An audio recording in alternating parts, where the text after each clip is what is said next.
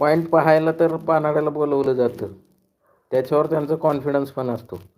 परंतु ज्यावेळेस बोरवेलचा पॉईंट सुरू होतो त्यावेळेस मात्र त्यांचा विश्वास तिथं बसणाऱ्या शेजारी किंवा आजूबाजूला बसणाऱ्या लोकांवर जास्त असतो.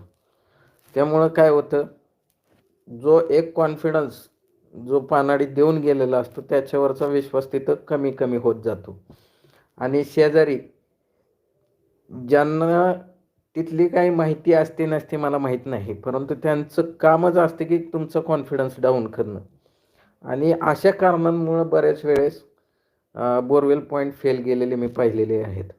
आणि अशाच कारणांमुळं अशाच शेतकऱ्यांच्या शेतामध्ये 3, 4, 5 असे बोरवेल झालेले मी पाहिलेले आहेत.